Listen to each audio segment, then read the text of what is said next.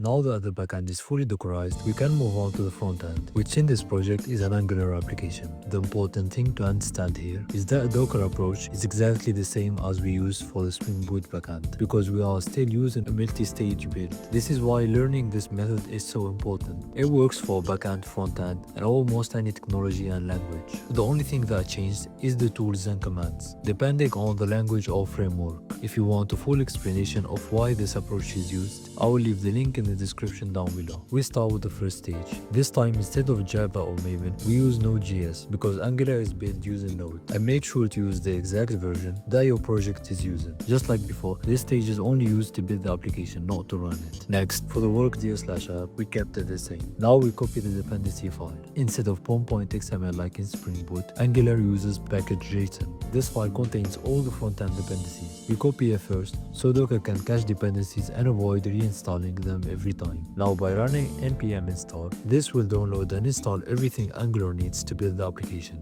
After finishing copying everything, now we build the Angular app. This command creates the production-ready version of the Angular application. The result is a static build, which will be generated inside the dist folder. At this point, the frontend is built and ready to be served. Now moving on to the second stage. Here we use Nginx, a lightweight and fast web server. The Alpine version is very small, which helps keep the final image clean and optimized. Next, we copy the build Angular files. This line copies only the final build output from the first stage. No resource code, no node, no dependencies. Nginx serves everything from users share Nginx HTML, so this is exactly where Angular needs to be placed. Finally, we start Nginx. This commands tell Nginx to run in the foreground. Docker containers stop when the main process stops, so this line keeps the container running properly. And that's it, our front-end Dockerfile is ready to be served. So to summarize what we did is we used the same multi-stage Docker method that I used for the Spring Boot backend. We did a little bit of modification on the Dockerfile to match our needs, like changing nodes instead of Maven and Nginx instead of Java. So don't worry, the logic stays exactly the same. So this approach works for any front-end or backend technology. That's it for today's video. In the next video, I'll show you how to build the image, create the container, and run the front-end and Docker desktop. Thanks for watching and see you in the next video.